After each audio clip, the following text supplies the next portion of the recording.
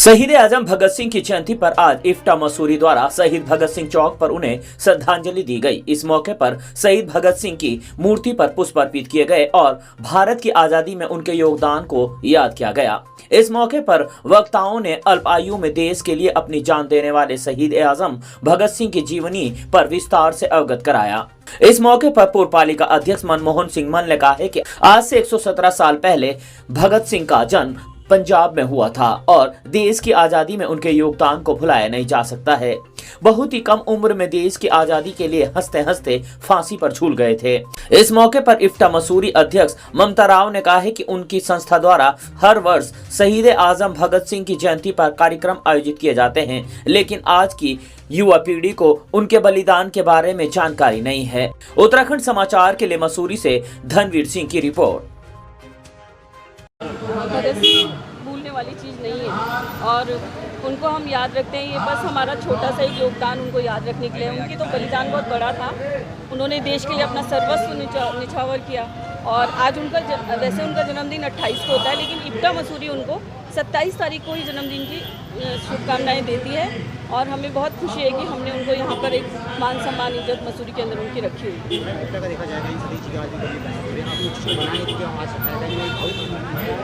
बिल्कुल है। सतीश जी ने इफ्टा के लिए बहुत कुछ किया।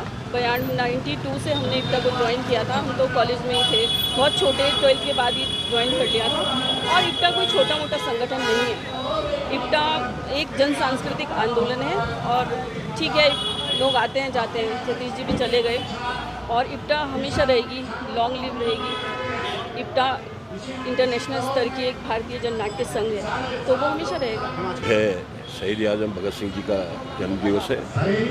आज उनको 117 साल पहले पंजाब में पैदा हुए और उन्होंने इस देश की आज़ादी के लिए जो कुर्बानी दी है सबको मालूम है। और इतनी छोटी सी उम्र, 23-24 साल की उम्र में उन्होंने हंसते हंसते अपने साथियों के साथ इस आज़ादी के लिए फांसी पे चढ़े। और उनकी क्या सोच थी, एक बच्चा 24 साल का बच्चा क्या होता है, क्या उसके दिमाग में उसमें सोच थी कि कैसे इस देश को आज़ाद करने के लिए हम कुर्बानी दें, हम यूथ आगे आए। और उनके आने से जो आज देश आज़ादी की जो जंग थी उसमें हमें 1947 में आज़ादी मिली। हम तो आज यही कहें कि उनके बताए हुए रास्ते पर उनकी जो सोच थी उसको कैसे जनमानस के तक पहुंचाने का हम कार्य करें, ये सबसे बड़ी बात है। और एक और चीज़ कहना चाहते हैं कि हम उनको, उनके साथियों को, उनको और जो तमाम लोग जो इतिहास के पन्नों में जिनका नाम नहीं है उनको भी हमें आज के दिन याद करना चाहिए। मैं इफ्टा के तमाम साथियों को बहुत धन्यवाद देता हूं कि वो यहाँ पर 2 कार्यक्रम प्रत्येक वर्ष करते हैं।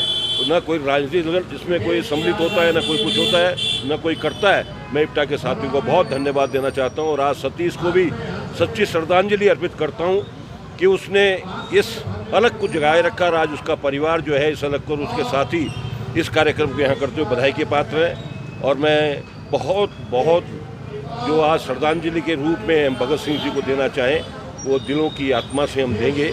ये आज़ादी जो हमें भीख में नहीं मिली है, ऐसे लोगों की कुर्बानी से मिली है जिन्होंने अपने अल्पायु समय में ही इस देश की आज़ादी के लिए फांसी पे चढ़ गए। तो ऐसे दिवस को हमें याद करना चाहिए। आज भगत सिंह को, उनके साथियों को, सभी लोगों को हमें याद करना चाहिए।